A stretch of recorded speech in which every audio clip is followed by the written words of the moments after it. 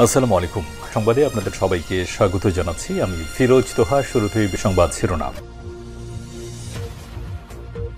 জানিয়ে দেব এই মুহূর্তে হাতে পাওয়া সর্বশেষ গুরুত্বপূর্ণ আপডেট বাংলা সংবাদ। শুরুতেই থাকছে নাগরিক ঐক্যের সভাপতি মাহমুদুর রহমান মান্না বলেছেন, কেবল ঢাকাতেই নয়, দেশের বিভিন্ন স্থানে আয়নাঘর রয়েছে।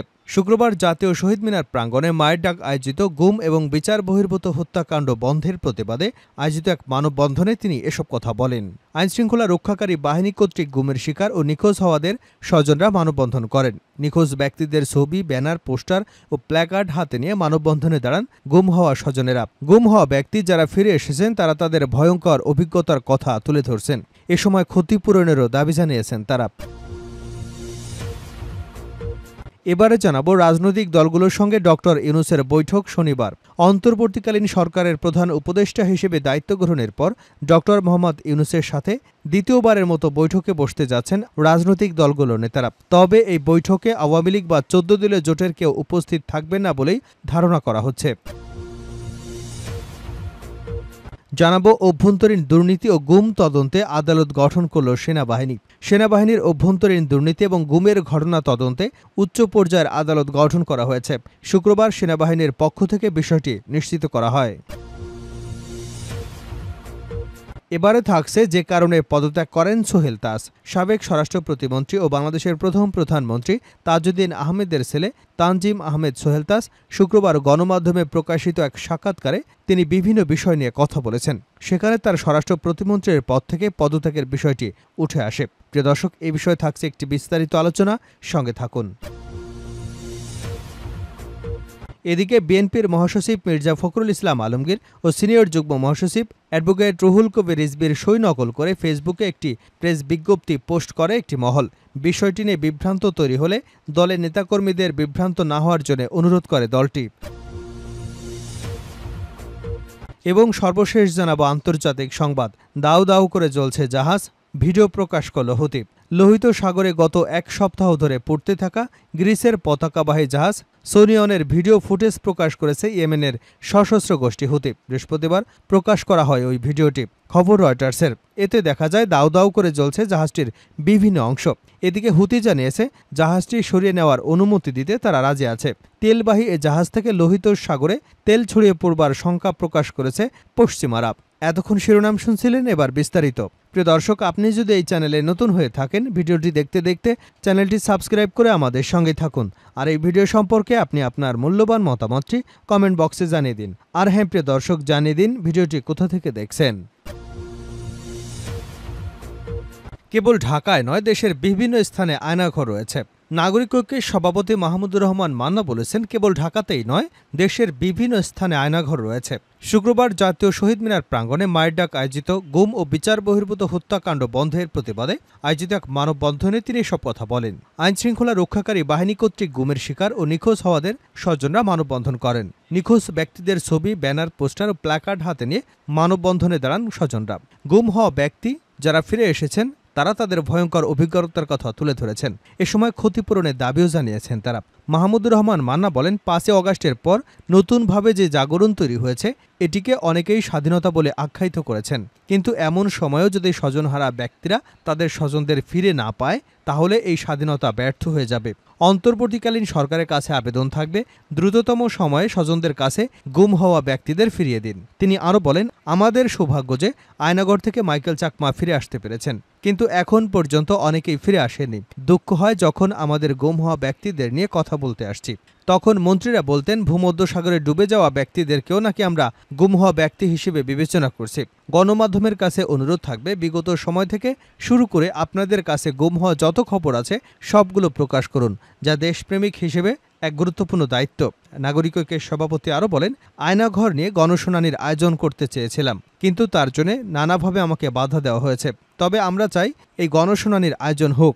গুমসহ অবৈধ হত্যাকাণ্ডের জন্য দায়ী প্রত্যেক ব্যক্তির বিচার আমরা নিশ্চিত করতে চাই। তারা কেবল মানুষই গুম করেনি, পুরো গণতান্ত্রিক ব্যবস্থাকে গুম করে দিয়েছিল। রাজনৈতিক দলগুলোর সাথে ডক্টর ইউনূসের বৈঠক শনিবার। অন্তর্বর্তীকালীন সরকারের প্রধান উপদেষ্টা হিসেবে দায়িত্ব গ্রহণের পর ডক্টর মোহাম্মদ ইউনূসের সাথে দ্বিতীয়বারের মতো বৈঠকে বসতে যাচ্ছেন রাজনৈতিক দলগুলোর নেতারা। তবে বৈঠকে আওয়ামী লীগ বা ১৪ দলীয় জোটের কেউ উপস্থিত থাকবেন কিনা এমনটা এখন পর্যন্ত জানা যায়নি। তবে ধারণা করা হচ্ছে আওয়ামী লীগ থেকে কারো না থাকার সম্ভাবনাই বেশি। শনিবার বিকাল ৩টায় রাষ্ট্রীয় অতিথি ভবন যমুনায় প্রেস উইং জানান, শনিবার বিকাল ৩টায় রাষ্ট্রীয় অতিথি ভবন যমুনায় এই বৈঠক হবার কথা রয়েছে। প্রধান উপদেষ্টার প্রেস উইং জানান, শনিবার বিকাল ৩টায় বৈঠক শুরু হবে, যা চলবে রাত ৮টা পর্যন্ত।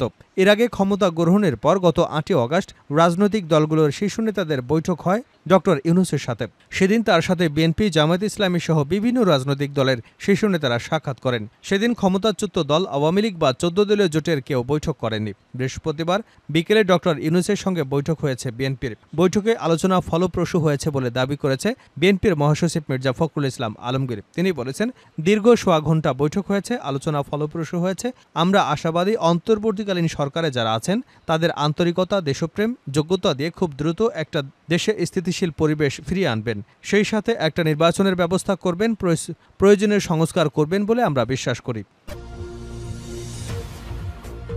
অভ্যন্তরীণ দুর্নীতি এবং গুম তদন্তে আদালত গঠন করল সেনাবাহিনী। সেনাবাহিনীর অভ্যন্তরীণ দুর্নীতি এবং গুমের ঘটনা তদন্তে উচ্চ পর্যায়ের আদালত গঠন করা হয়েছে। শুক্রবার সেনাবাহিনীর পক্ষ থেকে বিষয়টি নিশ্চিত করা হয়েছে। সম্প্রতি এক সাক্ষাৎকারে অভিযুক্ত কর্মকর্তাদের বিষয়ে সেনাপ্রধান ওয়াকারুজ্জামান বলেছিলেন, এ বিষয়ে তদন্ত চলছে, তাতে দোষী সাব্যস্ত হলে অবশ্যই ব্যবস্থা নেওয়া হবে। অনেক বিষয়ে তদন্ত হচ্ছে বলেও জানিয়েছেন তিনি। সেনাপ্রধান আরও বলেছিলেন, প্রমাণ ছাড়া কারো বিরুদ্ধে ব্যবস্থা নেওয়া যায় না। তদন্ত প্রক্রিয়াটি একটু ধীরগতিতে চলছে। এখানে বেশ কিছু বিষয় নিয়ে কাজ করতে হবে। যে কারণে পদত্যাগ করলেন সোহেল তাজ। সাবেক স্বরাষ্ট্র প্রতিমন্ত্রী ও বাংলাদেশের প্রথম প্রধানমন্ত্রী তাজউদ্দিন আহমেদের ছেলে তানজিম আহমেদ সোহেল তাজ শুক্রবার গণমাধ্যমে প্রকাশিত এক সাক্ষাৎকারে তিনি বিভিন্ন বিষয় নিয়ে কথা বলেছেন। সেখানে তার স্বরাষ্ট্র প্রতিমন্ত্রীর পদ থেকে পদত্যাগের বিষয়টি উঠে আসে। তানজিম আহমেদ সোহেল তাজ বলেন, সংসদ সদস্য, স্বরাষ্ট্র প্রতিমন্ত্রী পদ থেকে পদত্যাগ করেছিলাম। অনিয়ম, দুর্নীতি, অব্যবস্থাপনার বিরুদ্ধে আমার প্রতিবাদ। সুতরাং একজন পদত্যাগ করার চেয়ে বড় প্রতিবাদ তো আর হতে পারে না। আমি নীরবে পদত্যাগ করে সরে গিয়েছিলাম। মেসেজ তো ছিল। মর্নিং শোজ দ্য ডে উল্লেখ করে তিনি আরও বলেন, আমাদের উদ্দেশ্য ছিল, আমাদের দল একটি নির্বাচনী ইশতেহার দিয়েছিল, যেটা নাম দিয়েছিল দিন বদলের সনদ। দিন বদলের সনদটা ছিল এক্স্যাক্টলি আজকের ছাত্ররা যেটা নিয়ে আন্দোলন করেছে এবং মুক্তির যুদ্ধ করে যে লাখো লাখো শহীদ রক্ত দিয়েছিল, সেই স্পিরিটটাই ছিল দিন বদলের সনদে। সোহেল তাজ বলেন, আমি মনে প্রাণে বিশ্বাস করেছিলাম বাংলাদেশকে পরিবর্তন করব, একটি নতুন বাংলাদেশ হিসেবে গড়ে তুলব, প্রতিষ্ঠানগুলোকে ঠিক করব, ইনস্টিটিউশনগুলোকে মজবুত করব, আমাদের বিচার বিভাগ স্বাধীনভাবে কাজ করবে, আমাদের প্রশাসনে কোনো রাজনীতি হবে না, পুলিশ উন্মুক্ত একটি পেশাদার বাহিনী হিসেবে, আইন শৃঙ্খলা বাহিনী হিসেবে কাজ করবে। তিনি আরও বলেন, আমি চেয়েছিলাম রাজনৈতিক প্রভাব মুক্ত একটি রাজনৈতিক কালচার গড়ে তুলব, সেটাই আমাদের ভবিষ্যতের চাবিকাঠি হবে। কিন্তু আমি যখন দেখলাম আমরা সে পথে যাচ্ছি না, কারণ একটাই, আমি বলেছি মর্নিং শোজ দ্য ডে, অর্থাৎ সকালই বলে দেয় দিনটা কেমন যাবে। তার পদত্যাগে একজন রাজনৈতিক নেতার প্রভাব খাটানোর বিষয়ে সোহেল তাজ বলেন, এটা একেবারেই ঠিক না। এরকম কোনো ঘটনাও ঘটেনি যে আমার উপরে কেউ আক্রমণ করবে, এরকম হয়নি। এটা কে বা কারা বলেছেন এটা ঠিক আমি জানি না। আমি সার্বিকভাবে পলিসি এবং যেভাবে কাজ চলছিল সেটার প্রতিবাদে চলে এসেছি। এখানে আরও কিছু বিষয় আছে। আমি মনে করেছি আমার যে ক্যাপাবিলিটি সেই অনুযায়ী আমি কাজ করতে পারছিলাম না, স্বাধীনভাবে কাজ করতে পারছিলাম না, কারণ আমি উদ্যোগ নিয়েছিলাম দেশকে দুর্নীতিমুক্ত করব। আমি উদ্যোগ নিতে চেয়েছিলাম প্রত্যেকটা মন্ত্রণালয়ে দুর্নীতি বিরুদ্ধে অভিযোগ কেন্দ্র থাকবে। আমি উদ্যোগ নিতে চেয়েছিলাম পুলিশকে একটি প্রফেশনাল ডিসিপ্লিন ফোর্স হিসেবে দুর্নীতির বিরুদ্ধে সবচেয়ে বড় হাতিয়ার হিসেবে ব্যবহার করব। আমার অনেক পরিকল্পনা ছিল, যখন দেখলাম সেগুলো বাস্তবায়ন করা সম্ভব নয়, তাই সরে গেছি। দাউ দাউ করে জ্বলছে জাহাজ, ভিডিও প্রকাশ করল হুতি। লোহিত সাগরে গত এক সপ্তাহ ধরে পড়তে থাকা গ্রিসের পতাকাবাহী জাহাজ সোনিয়নের ভিডিও ফুটেজ প্রকাশ করেছে ইয়েমেনের সশস্ত্র সংগঠন হুতি। বৃহস্পতিবার প্রকাশ করা হয় ভিডিও, খবর রয়টার্সের। এতে দেখা যায় দাউ দাউ করে জ্বলছে জাহাজটির বিভিন্ন অংশ। এদিকে হুতি জানিয়েছে জাহাজটি সরিয়ে নেওয়ার অনুমতি দিতে রাজি তারা। তেলবাহী এ জাহাজ থেকে লোহিত সাগরে তেল ছড়িয়ে পড়ার শঙ্কা প্রকাশ করেছে পশ্চিমারা। বুধবার জাহাজটি থেকে তেল বের হচ্ছে বলে দাবি করে যুক্তরাষ্ট্র। ইউরোপীয় ইউনিয়ন বলছে তেল বের হওয়ার কোনো প্রমাণ তারা পায়নি, তবে প্রধান ডেকের বিভিন্ন জায়গায় আগুন জ্বলছে। উল্লেখ্য, গত 23শে আগস্ট থেকে হুতির হামলায় জ্বলছে এ জাহাজটি।